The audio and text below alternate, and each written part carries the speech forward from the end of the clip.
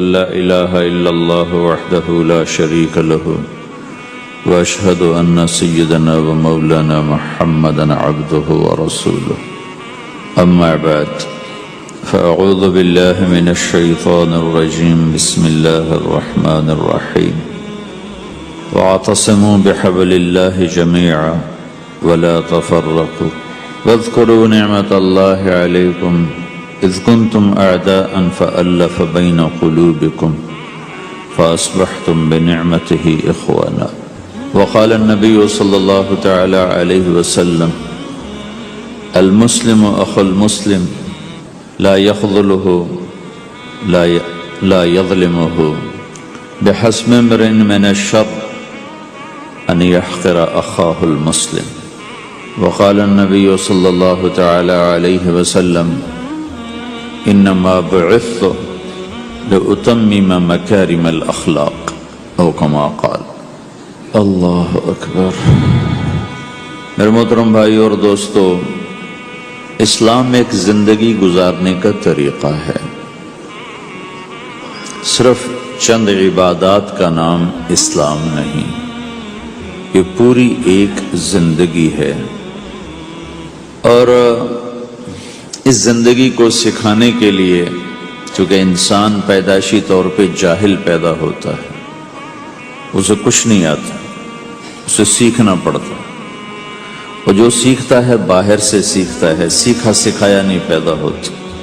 کسی بچے کو آپ جنگل میں چھوڑ دو اور کوئی اس سے ملے نہیں تو وہ گونگا ہوگا، کچھ نہیں بول سکے۔ لیکن آپ چڑیا کے بچے کو تنہا چھوڑ دو، کوئی چڑیا اس سے ملاقات نہ کرے تو وہ اپنی زبان ہی بولے گا، اپنی زبان میں بولے گا۔ کوے کو تنہا چھوڑ دو، کوئی کوا اسے ملنے نہ دو تو کوے کی زبان ہی بولے گا۔ لیکن انسان کو گجراتی کا بچہ پنجابیوں میں چھوڑ دو تو گجراتی بھول جائے گا، پنجابی بولے گا۔ پنجابیوں کا بچہ گجراتیوں میں چھوڑ دو تو وہ پنجابی نہیں بولے گا، وہ گجراتی بولے گا۔ اور کوئی بھی نہ اس سے ملے، اسے تنہا چھوڑ دو تو وہ کچھ بھی نہیں بول سکے گا، گونگا ہوگا۔ تو انسان جو کچھ سیکھتا ہے باہر سے سیکھتا ہے، اور چونکہ امتحان کی جگہ ہے تو باہر دونوں چیزیں موجود ہیں، غلط بھی صحیح، دونوں جنس بازار میں موجود۔ انسان کے علاوہ جتنی مخلوق ہے ان میں غلط کرنے کا کوئی سسٹم ہی نہیں ہے، وہ غلط کر ہی نہیں سکتے، جو کرتے ہیں ٹھیک کرتے۔ انسان کے اندر دونوں سسٹم ہیں، فَأَلْهَمَهَا فُجُورَهَا وَتَقْوَاهَا، یہ دونوں نظام لے کے چلتا ہے۔ اسلام کو سیکھنا پڑتا ہے، اور اسلام کے لیے جو سب سے بڑا سرمایہ ہے، جیسے آپ بازار میں جاتے ہو، دکان کھولتے ہو، پھیری لگاتے ہو، تو اس کے لیے پیسہ چاہیے، ڈالر چاہیے۔ ڈالر کے بغیر آپ کاروبار نہیں کر سکتے۔ اسلام کے لیے ایمان چاہیے، ایمان کے بغیر اسلام پہ چلا نہیں جاتا، جانتا ہوگا چل نہیں سکے گا۔ ایمان وہ طاقت ہے، وہ سرمایہ ہے، وہ کیپٹل ہے جس سے کوئی مرد عورت وہ دین پہ چل سکتا ہے۔ یہ زیادہ ہوگا تو زیادہ چلے گا، تھوڑا ہوگا تو تھوڑا چلے گا، نہیں ہوگا تو صفر ہوگا، زیرو ہوگا۔ تبلیغ کا جو یہ کام اللہ تعالیٰ نے ہمیں دیا ہے، یہ ایمان کو سیکھنے کی اور اس کو آگے پہنچانے اور پھیلانے کی محنت ہے۔ ایمان سیکھنے کے لیے فَمَنْ شَاءَ اتَّخَذَ إِلَىٰ رَبِّهِ سَبِيلًا، کوئی ایک طریقہ نہیں ہے، کئی طریقے ہیں۔ اللہ نے سبیل کے اوپر الف لام نہیں لگایا، الف لام ہٹا کر یہ بتایا ہے کہ اللہ تک پہنچنے کے راستے کئی ہیں، محنت کے راستہ تو ایک ہے اسلام، اس پر آنے کی جو محنت ہے اس کے راستے مختلف ہیں۔ ہاں، آگے پہنچانے کے لیے تبلیغ کے سوا اور کوئی راستہ کوئی نہیں۔ یہاں آ کر تبلیغ منفرد کا کام منفرد ہو جاتا ہے کہ کسی محنت میں گشت کوئی نہیں سوائے تبلیغ۔ صرف تبلیغ ہے جس میں گشت ہے کہ خود چل کے جاؤ۔ اگر میرے پاس وہ میرے کالج کا لڑکا نہ آتا تو مجھے تو نہیں پتا تھا تبلیغ کیا چیز، نہ دین کا پتا تھا نہ دنیا کا پتا تھا۔ تو کوئی چل کے آیا اور اس نے ہاتھ پکڑا، اور دعوت ہے ہی بے طلبوں کے لیے، مدرسہ تو طلب والوں کے لیے، وہاں تو تعلیم ہوتی، تبلیغ نہیں ہوتی. خانقاہ تو طلب والوں کے لیے ہے اور دعوت بے طلب لوگوں کے لیے، جو سننا نہیں چاہتے، جو قریب نہیں آنا چاہتے. اور ایسا طبقہ کروڑوں اربوں کی تعداد میں موجود، انہیں دین پر لانے کے لیے یا دین کی بات ان کے کان میں ڈالنے کے لیے سوائے گشت کے اور کوئی عمل کوئی نہیں. میں پشاور گیا تو جماعت میں انہوں نے کہا جی یہاں ایک وکیل صاحب ہیں، تبلیغ والوں کو بہت گالیاں دیتے ہیں، شکل دیکھتے ہی گالیاں دینا شروع کرتے ہیں. آپ کے علاقے کے؟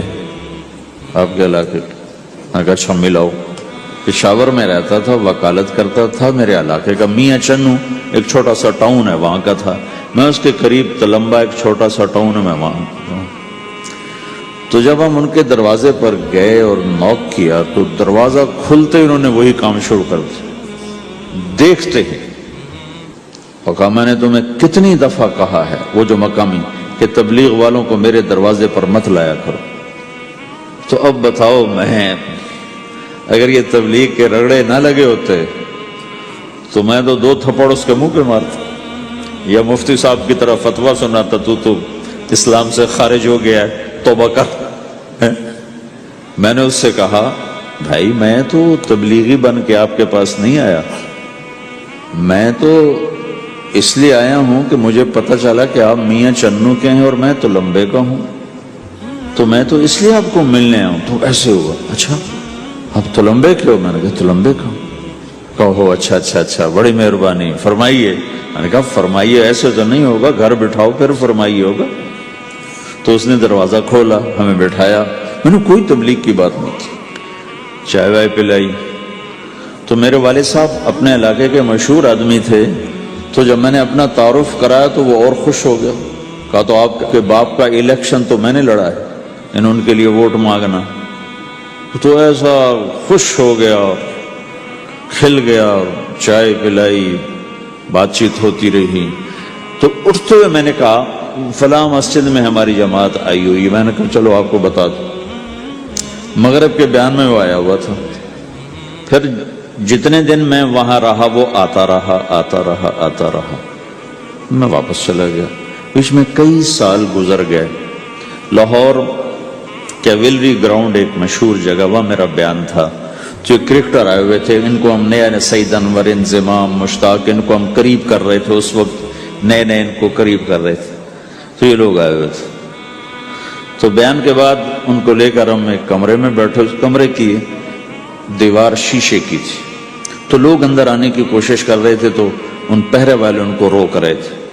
تو اس میں سے ایک آدمی منہ اوپر کر کے میری طرف سے اشارہ کرے. تو میں نے دیکھا تو ایک آدمی کی بڑی داڑھی، اور وہ مجھے ایسے ایسے اشارہ کر رہا ہے. میں نے نہیں پہچانا.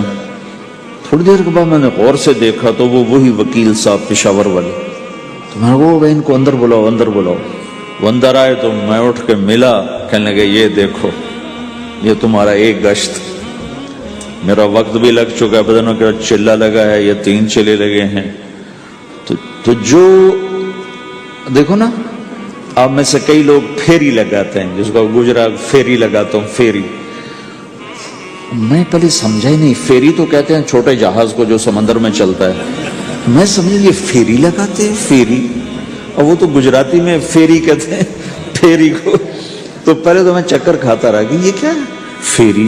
پھیری تو چھوٹے جہاز کو کہتے ہیں، چھوٹا بحری جہاز. تو پھر بعد میں کسی نے کہا کہ یہ چل پھر کے سودا بھیجا. اچھا اچھا، پھیری کو پھیری کہہ تم خدا کو خدا کر دیتے ہو. خدا کا شکر. ایک تو خدا لفظ ہی میں نے پہلے کہا تھا بولنے کا نہیں ہے، ایک اس کو خدا کو خدا کر دیتے ہو، خدا کی قسم. تو تم پھیری لگاتے لگاتے گاہک بنا لیتے ہو، نہیں بناتے ہو؟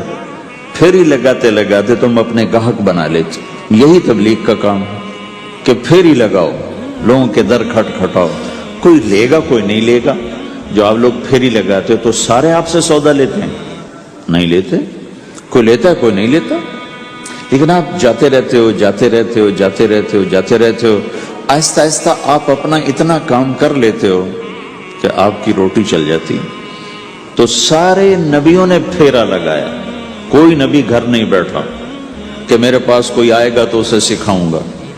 ہر نبی نے پھیرا لگایا، اور داؤد علیہ السلام نے ایک دفعہ یہ کیا، ایک بڑا عبادت خانہ بنایا اور اس کی دیواریں اونچی کر دی، اتنی اونچی کہ اندر کوئی جا نہ سکے، اور یہ طے کیا کہ ہفتے میں ایک دن میں کسی سے نہیں ملوں گا، صرف اللہ اللہ کروں گا، ہفتے میں ایک دن۔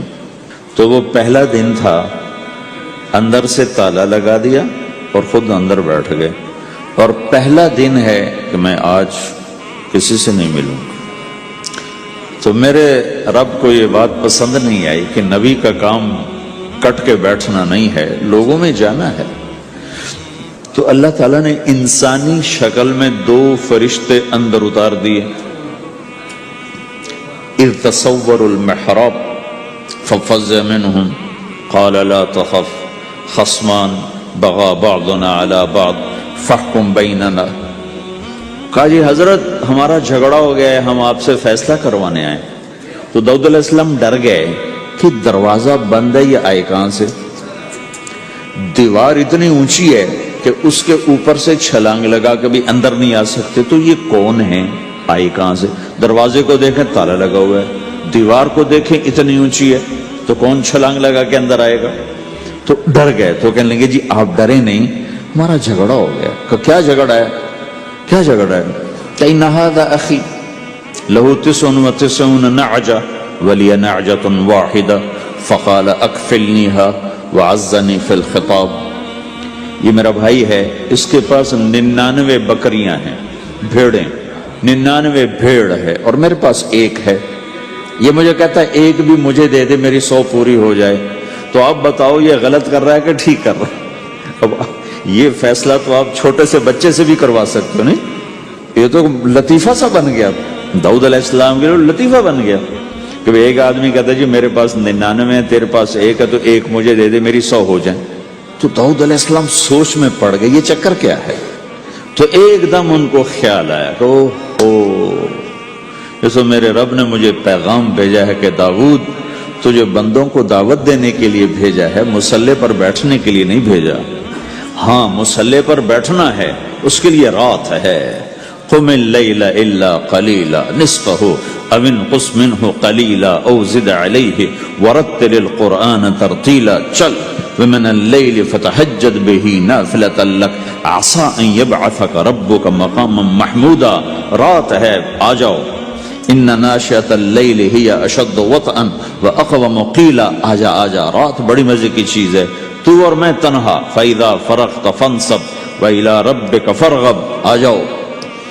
تتجافى جنوبهم عن المضاجع يدعون ربهم خوفا وطمعا ومما رزقناهم ينفقون۔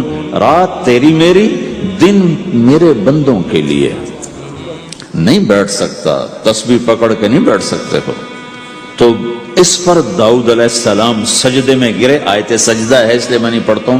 سجدے میں گرے اور کہا یا اللہ معافی کر، یا اللہ معاف کر دے، یا اللہ معاف کر دے، میں نے دروازے بند کر لیے، حالانکہ میں یہ میرے منصب کے خلاف تھا، اس پر اللہ سے معافی مانگی۔ تو چل کے جانا نبیوں کی صفت ہے، یہی ہماری صفت۔ اس امت کو یہ کام دیا گیا کہ یہ اوروں کے پاس جا کے اپنا سودا پیش کر، اپنوں کو بھی سنبھالے اور غیروں تک بھی پہنچے۔ نہیں سنتے پھر جاؤ، نہیں سنتے پھر جاؤ، کیونکہ دلوں کا پھیرنا اللہ کے ہاتھ میں ہے، تیرے ذمہ آواز لگانا ہے۔ اللہ تعالیٰ نے تقسیم کر دی، قم اللیل الا قلیلا، رات اللہ کے پاس آ جا۔ دن میں کیا کر، ان لک فی النہار سبحا طویلا، تیرا دن میں کام بہت زیادہ ہے۔ سبحا طویلا، دعوت کے کام کو تیرنے سے تشبیہ دی ہے۔ سبح تیرنے کو کہتے ہیں۔ اللہ کے نبی کا ایک گھوڑا تھا جس کا نام تھا سبحہ، میں نے بتایا تھا پہلے دن، وہ اتنا تیز چلتا تھا جیسے تیر رہی ہو، اس لیے اللہ کے نبی نے خود اس کا نام سبحہ رکھا تھا، تیرنے والا۔ تو تبلیغ کے کام کو تیرنے سے تشبیہ دی کہ آپ نے لمبا تیرنا ہے، اور مکے میں تو پانی کوئی نہیں، تو کہاں تیرنا ہے جی؟ سارے مکے میں پانی کا قطرہ کوئی نہیں زمزم کے کنویں کے سوا، تو تیرنا کہاں ہے؟ یہ اس دعوت کے کام کی بڑی خوبصورت تصویر ہے۔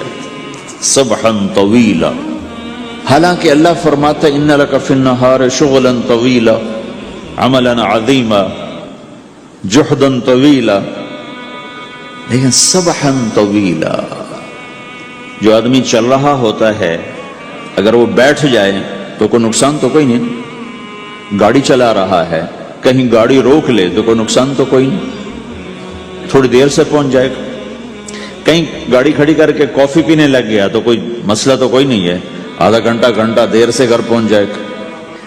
تیرنے والا پانی میں اتر گیا، اب یہ رک سکتا ہے؟ کیوں بھائی؟ اگر یہ کافی پینے کا ارادہ کرے تو کہاں جائے گا؟ تو مچھلی کے پیٹ میں جائے گا۔ پانی میں اترنے کے بعد اختیار ختم ہے، اب تیرنا ہے۔ کہاں تک؟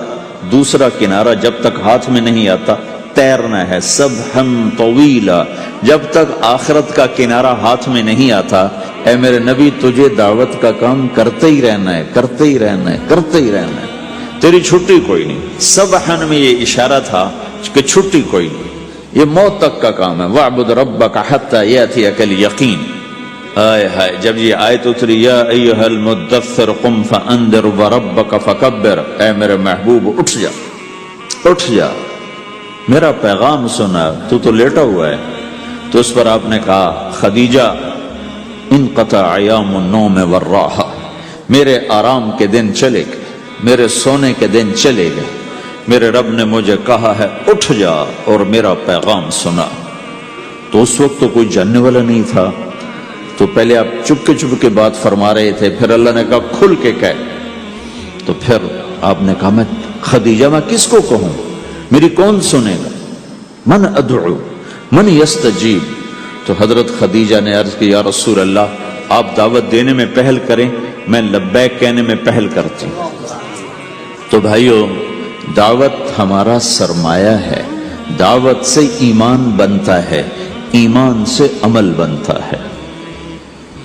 تو اگر آپ اس دعوت میں حرکت کرتے رہو گے، ان لک فی النہار سبحا طویلا، کل میں نے اس پر تھوڑی تفصیل سے بات کر دی تھی، آج میں اس سے اگلی بات کرنا چاہتا ہوں، لیکن اس کو بار بار سننا اس لیے ضروری ہے کہ آدمی بڑی جلدی بھول جاتا ہے، اور نفع سامنے نہ ہو تو اس کے لیے قدم اٹھانا، مال لگانا مشکل ہو جاتا ہے۔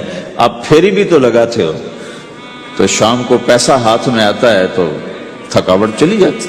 میں نے ایک شخص سے کہا تھوڑا تبلیغ میں وقت دے دو بھائی، کہا جی مجھے گولیاں لگی تھیں تو اس کے بعد میرے بدن میں درد ہوتا ہے تو میں ٹائم نہیں دے سکتا، لیکن میں اسے دیکھتا تھا وہ صبح سے شام تک اپنی دکان پہ کھڑا ہوتا تھا، کھڑا ہو کے کام کرتا تھا۔ تو ایک دن میں نے اس سے پوچھا یہ تو دکان پہ کھڑا ہوتا ہے، اس کا درد تمہیں نہیں ہوتا؟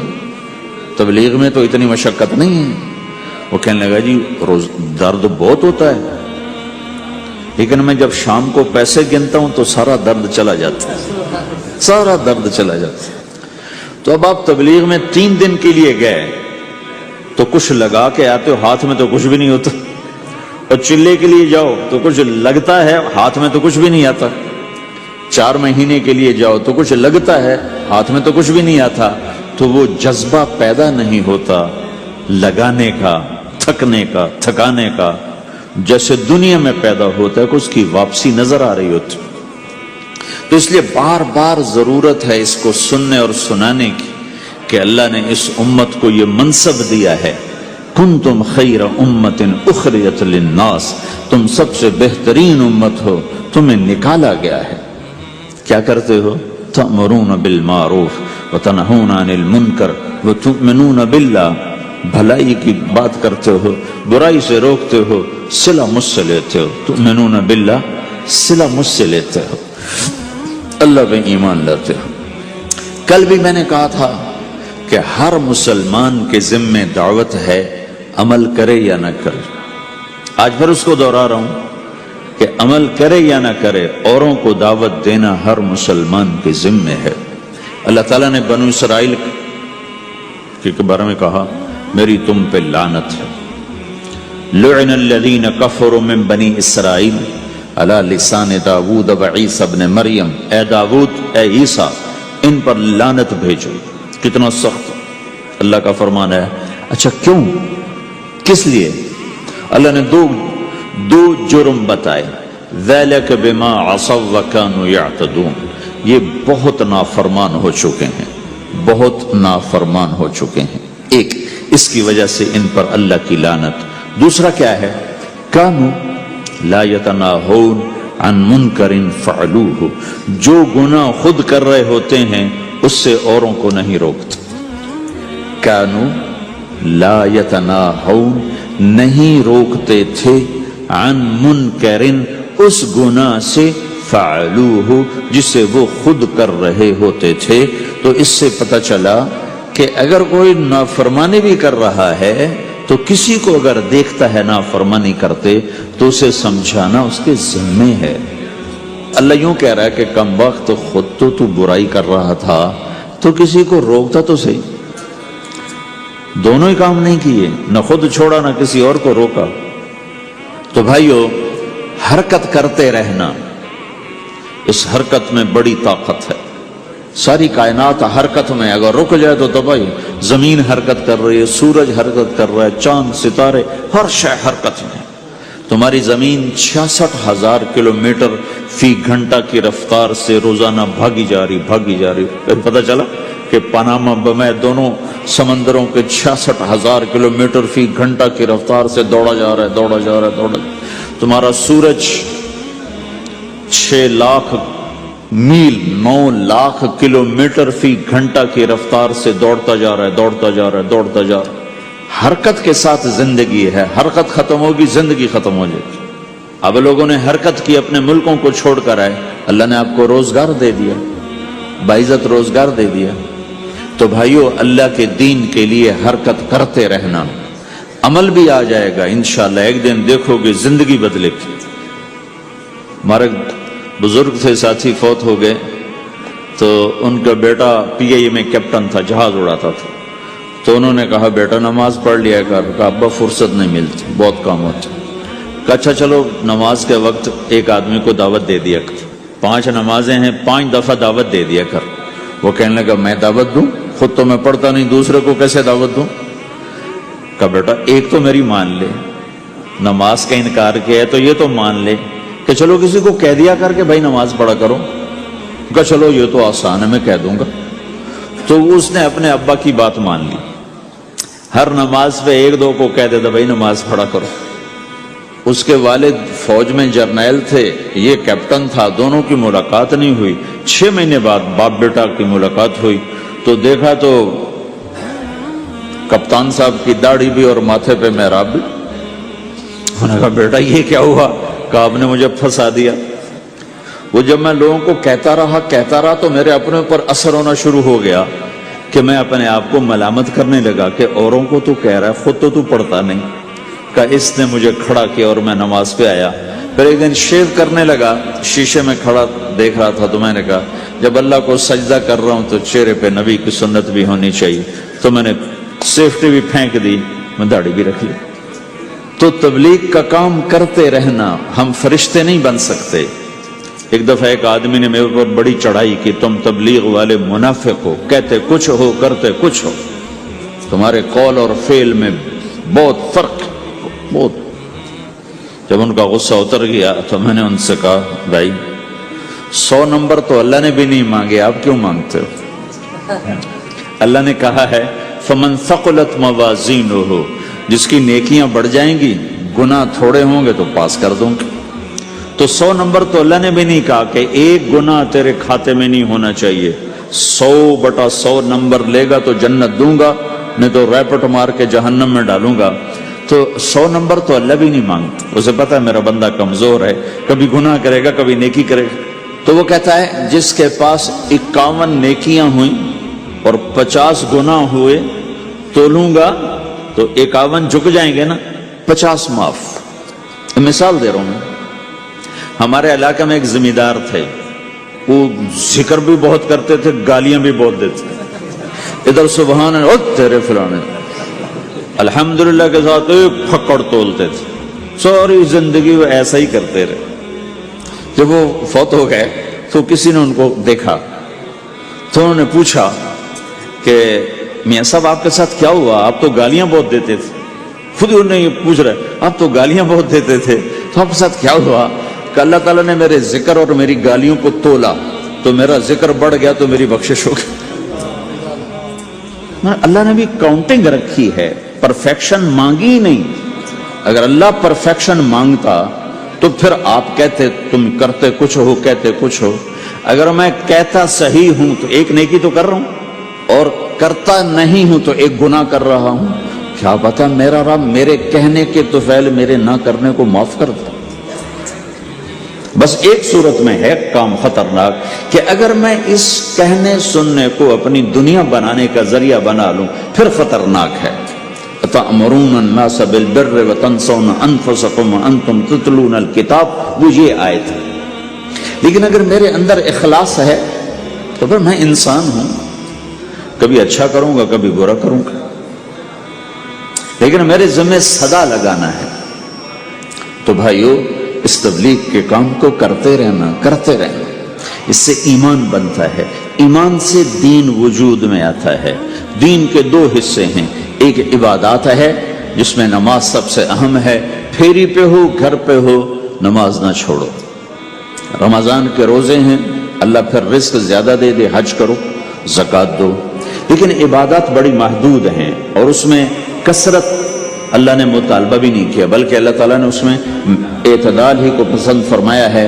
اللہ تعالیٰ نے ہمارے نبی لمبی لمبی نمازیں پڑھتے تھے تو اللہ تعالیٰ نے روک دیا کہ ما انزلنا علیک القرآن لتشقی، میرے نبی میں نے تمہیں قرآن اس لیے نہیں دیا کہ تو لمبی لمبی نمازیں پڑھ کے تھکتا رہے، درمیان نہ چل۔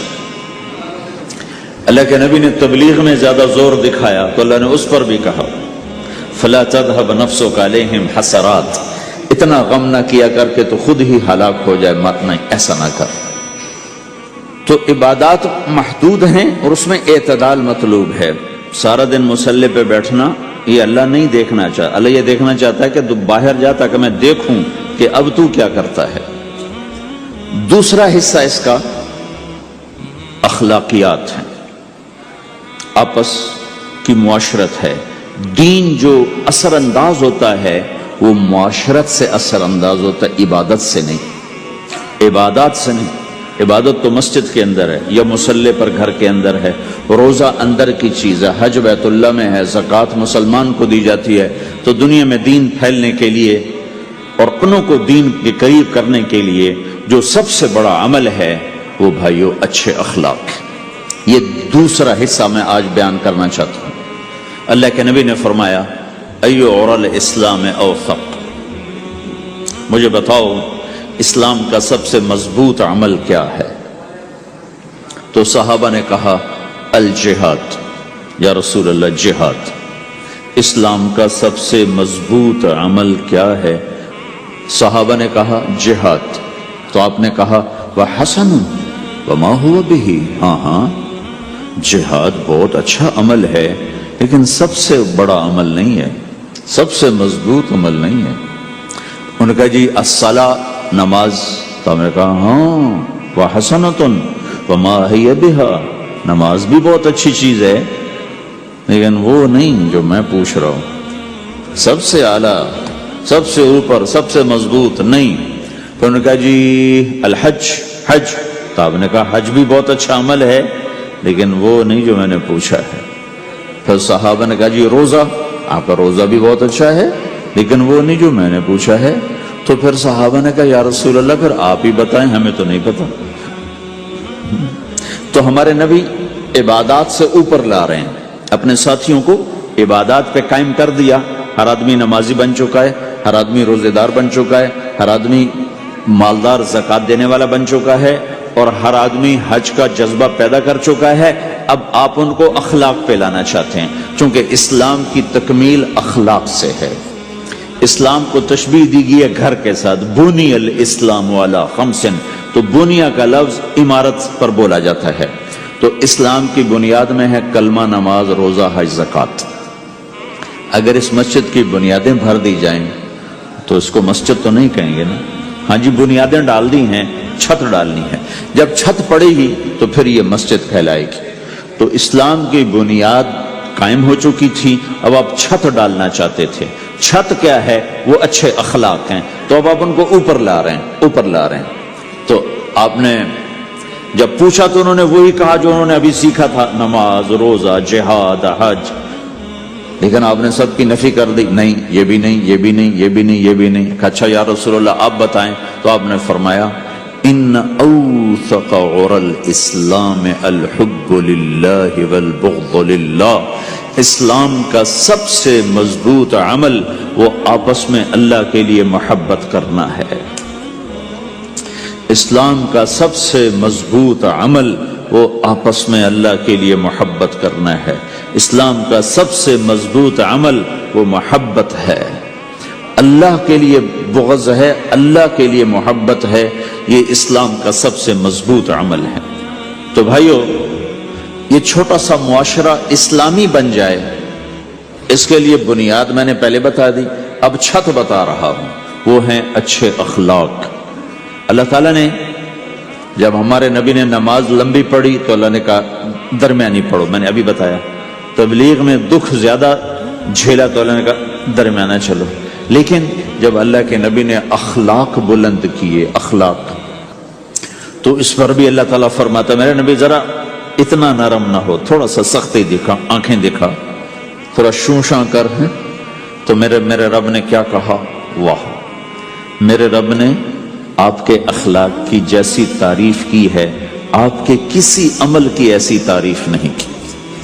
نماز کو کہا معتدل، اعتدال، دعوت کو کہا اعتدال، اور اخلاق کو کیا کہا؟ انک لعلی خلق عظیم، اور اس کو طاقت پہنچائی قسم اٹھا کے نون، پھر قسم اٹھائی قلم کی جو علم کا ذریعہ ہے، والقلم وما یسطرون، مجھے قسم ہے قلم اور اس کی تحریر کی، ما انت بنعمت ربک بمجنون وان لک لاجرا غیر ممنون۔ ان دو آیتوں کو چھوڑ کر اگلی جو آیت آ رہی وانک لعلی خلق عظیم، اے میرے محبوب میں قسم اٹھاتا ہوں قلم اور اس کی تحریر کی، تیرے اخلاق بڑے عالی شان ہیں۔ یہ نہیں کہا تیرے اخلاق بڑے عالی ہیں، انک لعلی، علا، علا کا یہاں بہت عظیم الشان کردار ہے۔ علا یہ بتا رہا ہے کہ اے میرے نبی جتنے اخلاق تصور کیے جا سکتے ہیں وہ سب تیرے تابع ہو چکے ہیں، اور تو ان پہ سوار ہو چکا ہے، تو ان پہ چھا چکا ہے۔ علا چھا جانے کے لیے ہوتا ہے کہ تمام اخلاق تیرے غلام ہو چکے ہیں۔ ایک دفعہ آپ نے فرمایا اچھے اخلاق 360 قسم ہیں، 360 قسم، 360 صفات کا مجموعہ اچھے اخلاق۔ کوئی ایک صفت کسی کو مل گئی تو جنت میں چلا جائے گا۔ تو ابو بکر رضی اللہ عنہ سامنے بیٹھے تھے، کہنے لگے یا رسول اللہ افی منہا شیء، ان 360 میں کوئی میرے اندر بھی کچھ ہے؟ تو آپ نے کہا تیرے اندر سارے کا سارا، کوئی کمی کوئی نہیں، پورے۔ یہ آپ نے اور کسی کو نہیں کہا، صرف آپ نے یہ ابو بکر سے فرمایا کہ ابو بکر تیرے اندر پورے اخلاق 360۔ تو بھائیو، آپس کی محبت اور اچھے اخلاق یہ اسلام کا سب سے چوٹی کا سبق، سب سے اعلیٰ درجے کا سبق۔ اب ایک حدیث میں جو حدیث جبریل کہلاتی ہے، وہ انسانی شکل میں آ کر پوچھتے ہیں یا رسول اللہ اسلام کیا ہے؟ تو آپ کہتے ہیں کلمہ، نماز، روزہ، حج، زکوٰۃ، یہ اسلام ہے۔ یہی سوال اب آخری حج کا موقع آ چکا ہے، اب اسلام 9 سال آگے، 10 سال آگے جا چکا ہے اور اس کی شکل مکمل ہو چکی ہے۔ تو عمر بن عبسہ رضی اللہ تعالیٰ عنہ یہ آخری حج کے موقع پر آپ سے ملتے ہیں اور آ کر یہ آپ سے پوچھتے ہیں یا رسول اللہ مل اسلام؟ سوال ایک ہے، مل اسلام؟ شروع میں مدینے کے داخلے کے شروع میں جبریل انسانی شکل میں آتے ہیں اور کہتے ہیں مل اسلام، اسلام کیا ہے؟ تو آپ کہتے ہیں کلمہ، نماز، روزہ، حج، زکوٰۃ۔ اب یہی سوال 10 سال کے بعد یا 9 سال کے بعد عمر بن عبسہ کہتے ہیں یا رسول اللہ مل اسلام؟ اسلام کیا ہے؟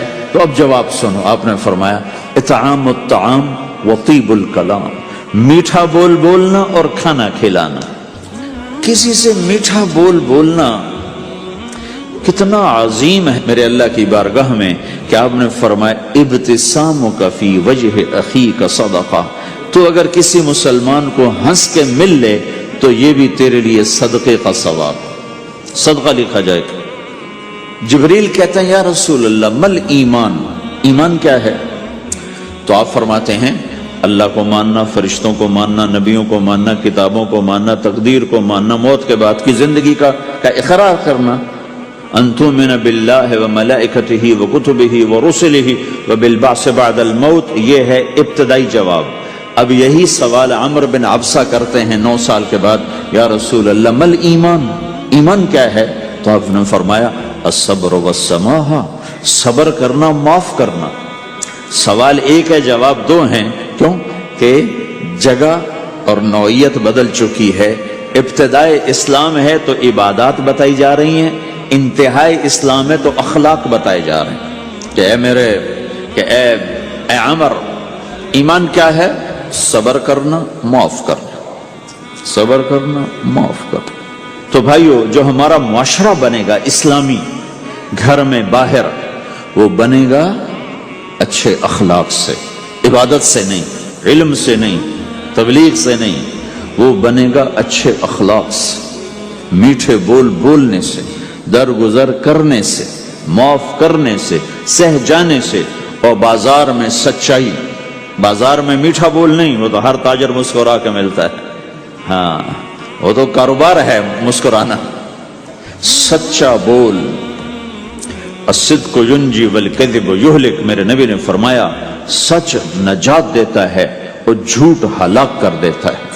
تو بازار کے اخلاق ہیں صحیح بولنا، صحیح تولنا، دھوکہ نہ دینا۔ میرے نبی سے پوچھا گیا یا رسول اللہ مسلمان بزدل ہو سکتا ہے، ڈرپوک؟ آپ نے کہا ہو سکتا ہے۔ کہ یا رسول اللہ مسلمان بخیل ہو سکتا ہے، بخیل کنجوس؟ آپ نے کہا ہو سکتا ہے۔ کہ یا رسول اللہ مسلمان جھوٹ بول سکتا ہے؟ جھوٹ نہیں بول سکتا۔ آپ نے فرمایا میں اپنے امت میں ہر عیب کی توقع رکھتا ہوں کہ میرا امتی ہر گناہ کر سکتا ہے لیکن 2 کام نہیں کر سکے گا اگر وہ میرا امتی ہے، ایک جھوٹ کبھی نہیں بولے گا، ایک دھوکہ کبھی نہیں دے گا۔ اور یہ دونوں کام ہمارے پورے عروج پر ہیں۔ تو مسلمان دھوکہ نہیں دیتا کسی کو، مسلمان جھوٹ نہیں بولتا۔ تو اللہ کے نبی نے یہ نہیں فرمایا جو نماز نہیں پڑھتا وہ میری امت میں سے نہیں، جو روزہ نہیں رکھتا میری امت میں سے نہیں ہے، زکوٰۃ نہیں دیتا میری امت میں سے، یہ نہیں کہا۔ آپ نے کہا من غش فلیس منا، جس نے کسی کو دھوکہ دیا وہ میری امت میں سے نہیں، میری امت سے خارج۔ تو آپ کی تجارت پاناما میں ایسی تجارتوں کو وہ اسلام کا بولتا ثبوت بن جائے۔ آپ کی جاب ہے تو ایسی ہو کہ پورا انڈونیشیا جو مسلمان ہوا ہے، مسلمان تاجروں کی تجارت سے مسلمان ہو۔ ملائیشیا، انڈونیشیا، فلپائن، ان علاقوں میں جتنا اسلام پھیلا ہے یہ تاجروں کی محنت سے پھیلا ہے۔ کہاں کے تاجر؟ یمن کے عرب تاجر، ان کے عالی اخلاق، ان کا سچا بول، ان کا صحیح ترازو، اس نے لوگوں کے قلوب کو پھیر دیا کہ یہ پیسے کے غلام نہیں ہیں۔ تو ہماری تجارت اس لیے نہیں کہ ہم پیسہ بنائیں، ہماری تجارت اس لیے کہ ہم تجارت میں اللہ کے احکام زندہ کریں، جس میں سب سے بڑا حکم سچ بولنا ہے اور دھوکے سے بچنا ہے، اور غلط کاروبار سے، غلط کام سے بچنا ہے۔ صرف ہم پیسہ نہیں کماتے، ہم اللہ کا امر دیکھتے ہیں کہ اگر میرے اللہ کے حکم کے مطابق ہے تو ٹھیک، اگر اس کے مطابق ہم چھوڑ دیں تو بھائیو اپنے پہچان کرواؤ سچائی کے ساتھ، دیانت کے ساتھ، دھوکے سے بچتے ہوئے۔ ایک تاجر مجھے بڑے فخر سے بتا رہا، فیصل آباد کی بات، کہ میں صبح صبح قرآن پڑھ رہا تھا، دکان پہ بیٹھا ہوا، کپڑے کا تاجر، تو ایک گاہک آ گیا، کہا جی آپ قرآن پڑھ رہے ہو، بھلے آدمی لگتے ہو، تو میں نے بیٹی کے جہیز کے لیے کپڑا خریدنا ہے، تو میں نے کہا آپ سے خرید لیتا ہوں۔ تو وہ پھر ہنس کے کہنا جی میں نے 16 روپے میٹر والا کپڑا 48 روپے میٹر میں بیچ دیا۔ میں نے کہا واہ بھائی واہ، قرآن کی قیمت بڑی تھوڑی لگائی تو۔ ہائے ہائے ہائے ہائے، اس کو شرم بھی نہیں آ رہی اس بات پر، احساس ہی کوئی نہیں کہ اس نے قرآن پڑھتے دیکھ کر اعتماد کیا اور اس نے قرآن سے ہی اس کو دھوکہ دیا کہ پورے بازار میں 16 روپے گز ہے وہ کپڑا، وہ 48 روپے اس کو بیچ رہا ہے۔ اگر اپنے نبی کی بات سنو. آپ نے کہا سچا تاجر قیامت کے دن نبیوں کے ساتھ کھڑا کیا جائے گا. کیوں؟ کہ ہر موقع پہ جھوٹ بولا جا سکتا ہے، پروفٹ کمایا جا سکتا ہے، دھوکہ دیا جا سکتا ہے، فراڈ کیا جا سکتا ہے، اور اس سے بچتا ہے بچتا ہے بچتا ہے بچتا ہے. نہ اپنوں کو دھوکہ دیتا ہے نہ غیروں کو دھوکہ دیتا ہے. جب انگریز کا دور تھا، دلی میں ایک جیب کترا تھا، جیب کاٹنے والا. تو وہ یہ سکھایا کرتا تھا لڑکوں کو، پھر ان کو بھیجتا تھا. تو اس کا ایک چیلا شام کو صرف 2 روپے لے کر آیا، 2 روپے لے کر. تو اس نے کہا بے وقوف، آج سارا دن کی کمائی 2 روپے؟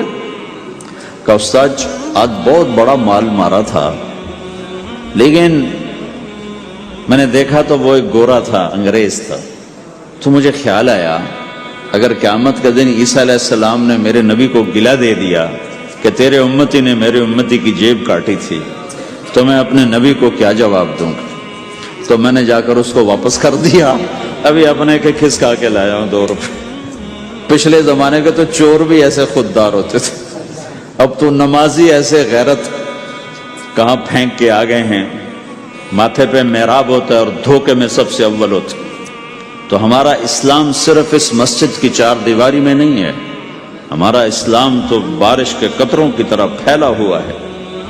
آسمان کی بلندی ہے، آسمان کی وسعت ہے، جیسے اس سے زیادہ ہمارے دین کی وسعت ہے.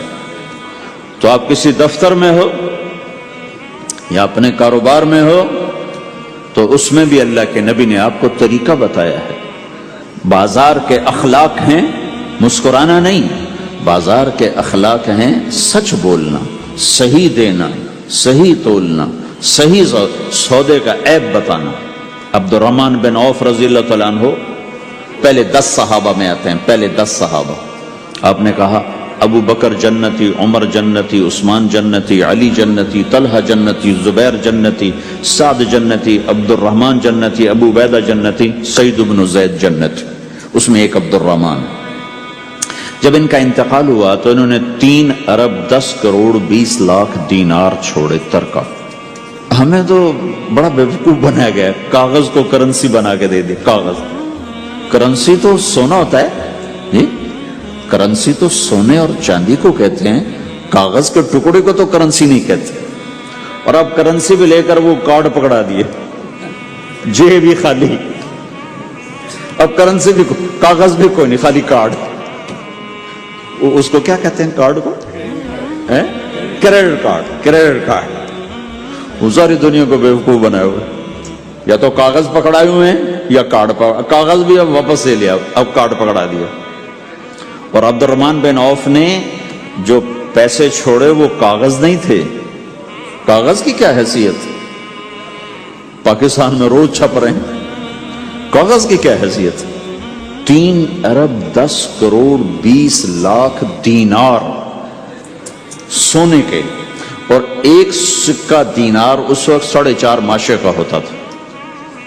اب اس کو ملٹیپلائی کرو اور پورا پاناما خرید لیں اس پیسوں سے. اور وہ ٹاپ لسٹ کے 10 صحابہ میں سے ایک. وہ فرماتے تھے میری تجارت کا یہ اصول رہا کہ میں نے کبھی ادھار نہیں خریدا، نہ کبھی ادھار بیچا، نہ کبھی ادھار خریدا. جو خریدے بھی ادھار اور بیچے بھی ادھار، اسے نیند کہاں آئی؟ دینے والے دیتے نہیں، لینے والے سر پہ کھڑے ہوتے. انہیں نہ بیوی اچھی لگتی نہ بچے اچھے لگتے، وہ گھر میں بیٹھ کے بھی گھر میں نہیں ہوتے. تو آپ نے فرمایا نہ میں نے کبھی ادھار خریدا نہ کبھی ادھار بیچا، نقد خریدا نقد بیچا. دوسرا میرا اصول یہ رہا کہ میں نے کبھی سٹاک نہیں کیا، جب مجھے پروفٹ ملا میں نے فوراً بیچ دیا. انتظار نہیں کیا 1 ہفتے بعد بیچوں گا ریٹ بڑھ جائے گا. جس دن مجھے پروفٹ ملا 1 پیسہ بھی ملا تو میں نے فوراً بیچ دیا. تیسرا اصول یہ تھا کہ میرے سودے میں کوئی کمی یا عیب ہوتا تو میں اسے چھپاتا نہیں تھا، ظاہر کرتا تھا اس میں یہ کمی ہے، بھائی لینا تو لے لو، نہیں لینا تو چھوڑو. ہماری تو تجارت بھی جنت کا راستہ ہے. مدینے کے لوگ ذمہ دارا کرتے تھے، مکہ کے لوگ تجارت کرتے تھے، ان کی زراعت اور تجارت دین کے پھیلنے کا ذریعہ بن گئی۔ عبد الرحمن بن عوف رضی اللہ عنہ کا مال اللہ کے دین کے کام آیا، عثمان رضی اللہ عنہ کا مال اللہ کے دین کے کام آیا۔ جنگ تبوک میں 10,000 آدمیوں کا سامان حضرت عثمان اکیلے نے دیا۔ 30,000 کا لشکر تھا تو 1/3 10,000 کا سارا سامان عثمان رضی اللہ عنہ نے اپنے گھر سے دیا، اور وہ دینار لا کے پیش کیے نا، تو اللہ کے نبی وہ دینار لے کر یوں کر رہے تھے، ایسے ایسے وہ کر رہے تھے، ما علی عثمان اللہ یعمل بعد عثمان، آج کے بعد تو کچھ نہ کر، جنت واجب ہو گئی تیرے لیے۔ تو بھائیو، ہمارا دین صرف ہمیں عبادت نہیں بتاتا، بازار کی زندگی بتاتا ہے کہ مسلمان بازار میں کیسے ہوتا ہے۔ کسی کے ہاں ملازم ہے تو اس کی نوکری کیسی ہوتی ہے، اس کی دیانت کیسی ہوتی ہے، اس کا بول کیسا ہوتا ہے۔ وہ پیسے پہ قربان نہیں ہوتا، وہ پیسے کو ایمان پہ قربان کرتا ہے۔ تو آپ کی تجارت بھی دین کے پھیلنے کا ذریعہ بنے گی۔ آہا، صرف نماز سے گناہ معاف نہیں ہوتے۔ مسلم شریف کی روایت ہے، من امسا کالن بعمل یدہ امسا مغفورا لہ، جو صبح سے شام تک روزی کماتے کماتے حلال حلال حلال حلال، جھوٹ والی نہیں، کھوٹ والی نہیں، خیانت والی نہیں، حرام چیز نہیں، حرام چیز کا بیچنا بھی حرام ہے، خریدنا بھی حرام ہے، اس کا پروفٹ بھی حرام ہے۔ جس گھر میں حرام پیسہ جائے گا وہاں سکھ کبھی نہیں آئے گا، چیزیں آ جائیں گی، چین نکل جائے گا۔ 1960 کی دہائی میں ایک پاکستان کا افسر تھا، اس نے 1960 میں لوگوں کے پاس 100 روپے مشکل سے ہوتے تھے، اس نے اس زمانے میں کروڑوں روپے جمع کیے رشوت سے، بہت بڑی پوسٹ پر تھے۔ جب وہ مر گیا، ایک دن اس کا بیٹا کہہ رہا تھا، کاش ہمارا باپ ہمارے لیے حرام کٹھا نہ کرتا تو کوئی خوشی کا دن ہم بھی دیکھ لیتے۔ جن کے لیے جمع کیا تھا کہ میرے بچے اب مزے سے، میں نے خود اپنے کانوں سے اس کو یہ کہتے ہوئے سنا کئی دفعہ، میں آج مر جاؤں میری بچی کو کسی کی پرواہ نہیں کہ میں نے اتنا پیسہ بنا دیا ہے۔ تو اسی کا بچہ یہ کہہ رہا تھا، کاش ہمارا باپ ہمارے لیے حرام کٹھا نہ کرتا تو ہم بھی کوئی خوشی کا دن دیکھ لیتے۔ تو اللہ کے نبی نے فرمایا، من امسا کالن بعمل یدہ امسا مغفور لہ، جو صبح سے شام تک حلال کمانے میں تھکتا ہے اور تھک کے واپس آتا ہے تو اس کے اس دن کے سارے گناہ اللہ معاف فرما دیتا۔ تو ہمارا بازار بھی دین ہے بھائی، پھر ہمارا گھر بھی دین ہے، گھر کی زندگی دین ہے۔ میرے نبی نے گھر کی زندگی سمجھائی۔ آپ اپنے گھر میں جھاڑو دے رہے ہیں، قاب قوسین کا ٹائٹل لے کر، مقام محمود کا ٹائٹل لے کر، ختم نبوت کا تاج سر پہ سجا کر، نبیوں کے سرداری کا صحرا باندھ کر آپ گھر میں جھاڑو دے رہے ہیں، اپنے کپڑے خود دھو رہے ہیں۔ 9 بیویاں ہیں، 9 اپنے کپڑے خود دھو رہے ہیں۔ کوئی پھٹ گیا ہے خود سی رہے ہیں، جوتا پھٹ گیا خود ٹھیک کر رہے ہیں۔ حضرت عائشہ رضی اللہ عنہ کو آٹا گوندنا نہیں آتا تھا، چھوٹی عمر تھی تو ان کو آٹا گوند کے دیتے تھے، جب تک ان کو آٹا گوندنا نہیں آیا ان کو آٹا گوند کے دیتے تھے۔ ہمیں تو گھر کی زندگی بھی سمجھائی گئی ہے، اور ہمیں بتایا گیا کہ تو اب اپنی بیوی کے منہ میں لقمہ ڈالتا ہے تو یہ بھی تیرے لیے صدقہ ہے۔ سب سے بہترین صدقہ وہ ہے جو تم اپنے بچوں پر خرچ کرو۔ تو دنیا دکھوں کا گھر ہے، تو میں قربان جاؤں اپنے نبی پر، آگے آنے والے سارے زمانوں کو دیکھ کر بیان فرما گئے، بتا گئے۔ اور انہوں نے فرمایا، مجھے بتاؤ جہاد میں خرچ کرنے سے بھی بہتر خرچ کون سا ہے؟ جہاد میں خرچ کرنا تو سب سے بہتر شمار ہوتا ہے۔ آپ نے کہا مجھے بتاؤ جہاد میں خرچ کرنے سے بھی بہتر کون سا خرچ ہے؟ تو صحابہ نے کہا جی ہم تو نہیں جانتے، ہم تو اسی کو سب سے بہتر جانتے ہیں۔ ہم نے کہا نہیں، اولاد کا ماں باپ پہ خرچ کرنا جہاد میں خرچ کرنے سے بھی بہتر ہے۔ یہ کیوں فرمایا؟ کہ آگے نظر آ رہا تھا کہ اولاد نافرمان نکلے گی۔ اگر اللہ چاہے تو اس کے یہ کہنے پر وہ پلاٹ مسجد کے نام ہو گیا، واپس نہیں لے سکتا۔ اگر اللہ چاہے اگر اللہ چاہے، اور اللہ تو چاہتا ہے کہ تم اس کے نام پر دو، من ذا الذی یقرض اللہ قرضا حسنا. ٹھیک ہو گیا؟ یہ بات سمجھ میں آ گئی؟ اب ایک آدمی یوں کہتا ہے انشاءاللہ میری بیوی کو 3 طلاق، اگر اللہ چاہے تو میری بیوی کو 3 طلاق، تو علماء فرماتے ہیں یہ طلاق نہیں ہوگی. کیوں نہیں ہوگی؟ اس لیے کہ اس نے کہا ہے اگر اللہ چاہے تو میری بیوی کو 3 طلاق، اور اللہ چاہتا ہی نہیں کوئی اپنی بیوی کو طلاق دے، لہذا یہ طلاق نہیں ہوگی. ہزاروں دفعہ کہہ دے انشاءاللہ ساتھ لگا ہوا ہو، نہیں ہوگی. کیونکہ اللہ چاہتا ہی نہیں تم طلاق دو. اللہ گھر آباد، سینکڑوں آیات ہیں گھر کو آباد کرنے کے لیے. فَإِنْ خِفْتُمْ شِقَاقَ بَيْنِهِمَا، اگر میاں بیوی میں ہوگی کھٹپٹ تو بڑھاؤ نہیں. کیا مصیبت ہے کہ کچھ ادھر سے بڑھانا لگ جاتے ہیں، کچھ ادھر سے بڑھانا شروع کر دیتے ہیں. فَبَعْثُوا حَكَمًا مِّنْ أَهْلِهِ وَحَكَمًا مِّنْ أَهْلِهَا، تو طلاق دینے میں جلدی نہ کرو، جلدی نہ کرو. صلح صفائی کے لیے ایک آدمی بچی کی طرف سے آئے، ایک آدمی بچے کی طرف سے آئے، اور دونوں میں صلح صفائی کی کوشش کرو. یا ایھا النبی اذا طلقتم النساء، اے میرے نبی جب تم طلاق دینا چاہو تو یا ایھا النبی یہاں یہ اس لیے آیا ہے کہ اللہ تعالیٰ کہہ رہا ہے اے ایمان والو میں یہ نبی اپنا سفارشی بنا کے تمہارے سامنے پیش کرتا ہوں، طلاق نہ دیا کرو، نہ دیا کرو. یہ ہے یا ایھا النبی سے ایک دم ایمان والوں کی طرف منتقل ہونے کا فلسفہ کہ دیکھو میں اپنا نبی تمہارے لیے سفارشی بناتا ہوں کہ طلاق نہ دیا کرو. اگر دینی پڑ جائے چونکہ جائز ہے، نہیں نباہ ہو رہا، پھر زبردستی بھی نہیں کرنی چاہیے. اگر کوئی جائز وجہ ہے تو طلاق ہوئی ہے، پھر اسے دشمنی کا سبب نہیں بنانا چاہیے. اگر صحیح مناسب ہوئی ہے، اللہ کے نبی نے خود 2 خواتین کو طلاق دی، نکاح تو کیا، رخصتی نہیں ہوئی، طلاق دے دی. اللہ کے نبی کی بیٹیوں کو طلاق پڑی، حضرت ام کلثوم، حضرت رقیہ رضی اللہ عنہ دونوں کو طلاق دی گئی. ابو لہب کے بیٹوں نے طلاق دی. آپ نے حضرت حفصہ کو طلاق دینے کا ارادہ کیا تو عمر رضی اللہ عنہ کو پتہ چلا، بڑے غمگین ہوئے، تو جبریل آ گئے، یا رسول اللہ، اللہ تعالیٰ فرما رہے ہیں حفصہ کو طلاق نہیں دے سکتے، یہ آپ کی دنیا کی بیوی بھی ہے، جنت کی بیوی بھی ہے. کہ عمر کے دل شکنی ہو رہی، تو ایک گھر باقی رہے اس کے لیے سینکڑوں آیات اللہ تعالیٰ نے اتاری. اور ہمیں کہا عاشروہن بالمعروف، اپنی بیویوں کے ساتھ اچھا سلوک کرو.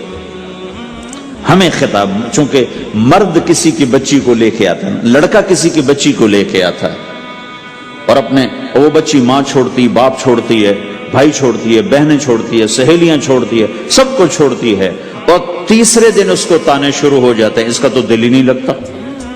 اور پہلے دن اپنی بیوی کو نصیحت دی جا رہے تھے، میری ماں کی خدمت کرنی ہے، میری کرنا کر، میری ماں کی کرنی ہے، میرے ابا کی کرنی، میری بہنوں کی کرنی، کسی کے سامنے تم نے بولنا نہیں، کسی کے سامنے اف نہیں کرنا. بے وقوف، اس سے محبت تو جتا کرو، اس کے بعد جو کچھ کہے گا وہ کرے گا. پہلے دن ہی حکم، نہ تعلق بنا ہے، نہ محبت پیدا ہوئی ہے، اور نہ ابھی جوڑ بیٹھا ہے، اور پہلے دن حکم سنانے شروع کر دی. اس کے ذمہ نہ تیری ماں کی خدمت ہے، نہ تیرے باپ کی خدمت ہے، نہ تیری بہنوں کی خدمت، یہ ساری خدمت تو تیرے ذمہ ہے. ہمارا سسرال کا معاشرہ بڑا ظالم ہے. لاکھوں میں کوئی ایک گھر بچا ہوا تو الگ بات ہے، ورنہ میں تو دنیا پھری ہے، کیا دنیا دار کیا دیندار، سب ظلم ہی ظلم ہے. اتنی نیک عورتیں تہجد گزار مسلح سے اٹھتی نہیں، تسبیح ہاتھ میں ہے، لیکن جب وہ ساس بنتی ہیں تو ایسا ظلم ان کے اندر سے نکلتا ہے کہ کانپ اٹھتے ہیں در و دیوار. جب عورت ماں ہوتی ہے تو اس کے روئیں روئیں سے محبت کے چشمے پھوٹتے ہیں. وہی عورت جب ساس بنتی ہے تو ایک دم ظلم کی تصویر بن جاتی، اسے اپنی بہو میں کوئی خوبی نظر ہی نہیں آتی، عیب ہی عیب نظر آتے ہیں. اپنے بیٹے کو بھڑکاتی رہتی، یہ کرتی ہے، یہ کرتی ہے. اور ایسے بے وقوف ہیں، کوئی ماں کی وجہ سے بیویوں کو تباہ کر دیتے ہیں، کوئی بیویوں کی وجہ سے ماں کو تباہ کر دیتے ہیں. یہ دونوں ظلم ہیں.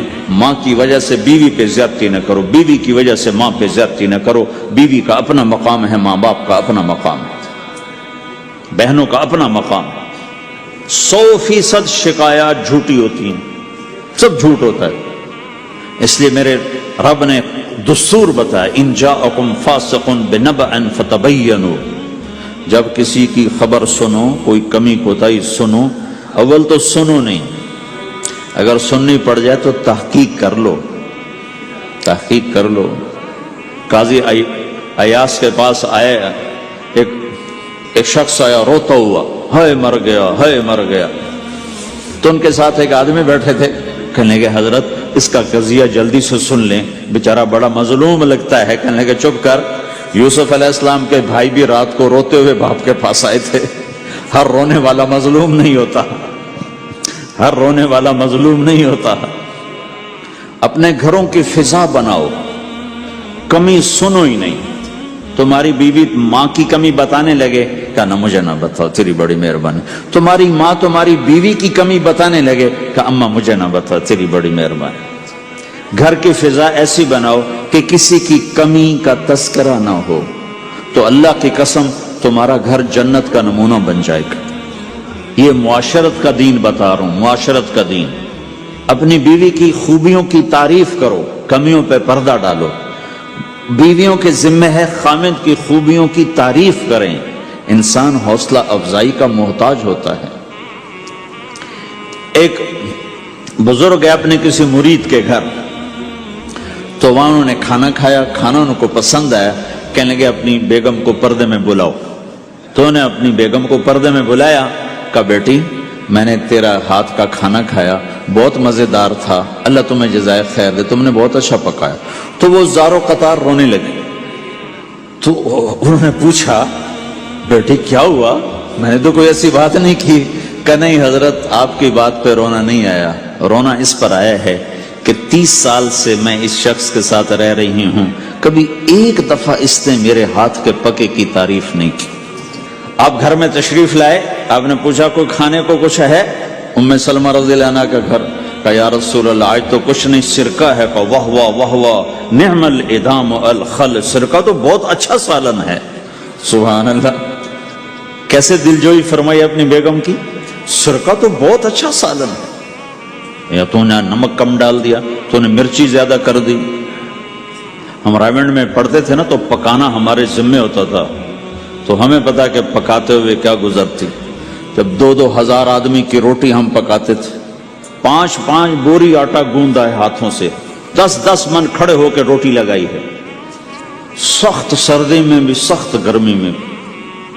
سردی میں جب رات کو آٹا گوندتے تھے ہم، تو ہمارے ہاتھ ایسے اکڑ، تم تو سردی دیکھتے ہی نہیں ہو، ہاتھ ایسے اکڑ جاتے تھے، اور صبح 4 بجے اٹھ کے روٹی پکانا شروع کرتے تھے۔ 2000 آدمی کی روٹی پکانی ہوتی تھی۔ تو اب کوئی آ کر کہتے انہیں کچی روٹی پکائی، تو جی دادا ایک تھپڑ اس کے منہ پہ مارے کہ 4 بجے کے ہم اٹھے ہوئے ہیں، پکا پکا برا حشر ہو گیا، کہتے کچی پکائی۔ بھائی صبر کر کے چپ کر کے کھا جا۔ مولانا الیاس صاحب رحمۃ اللہ علیہ ایک اپنے مرید کے گھر گئے، تو اس نے کھیر بنا کر پیش کی۔ اچھا، نمک اور چینی ایک جیسے ہوتے ہیں، وہ دیہاتی عورت سمجھ نہ سکی، چینی کے بجائے نمک ڈال دیا۔ تو انہوں نے جا سب سے پہلے مولانا الیاس صاحب کے سامنے کھیر رکھی، تو آپ نے جو چکھی تو وہ تو تھی کڑوی۔ کہنے کہ بھائی واہ واہ واہ واہ واہ واہ، بڑی مزے کی کھیر، ساری لیا میں اکیلا کھاؤں گا، کسی کو نہیں کھانے دوں گا۔ ساری کھیر کھا گیا، اس پر پردہ ڈالنے کے لیے۔ وہ تو جب تو نے کہا مولانا الیاس کا بچا ہوا تھوڑا سا میں جب چکھا تو کڑوا گیا، ہائے مر گئی، یہ تو سارا نمک ڈالا ہوا تھا۔ یہ تو ہماری جماعت چنیوٹ میں تھی، تو ہمارے ساتھیوں نے چائے بنائی، تو وہ اندھیرا سا تھا، تو چینی کے بجائے نمک ڈال دیا اور دسترخوان پہ لے آئے، سب پی رہے۔ واللہ میں آنکھوں سے دیکھا بتا رہا ہوں، مولانا الیاس کا تو سنا بتا رہا ہوں، کسی ایک نے نہیں کہا کہ یہ کڑوی ہے، چپ کر کے پی رہے، چپ کر کے پی رہے، کسی ایک نے نہیں کہا۔ باہر ایک دیہاتی کھڑا تھا، تو میں نے اس کا چاچا آتے نو چاہ پی ماما، وہ آ گیا، اس نے پہلا گھونٹ بھرا ہوئے تھا، کوڑی ہے، اس نے بانڈا پھوڑ دی۔ پھر سارے ساتھی ہنس پڑے کہ چاچا ہم نے تو پردہ ڈالنے کی کوشش کی تھی خدمت والوں پر تو نہیں پردہ چاک کر دیا۔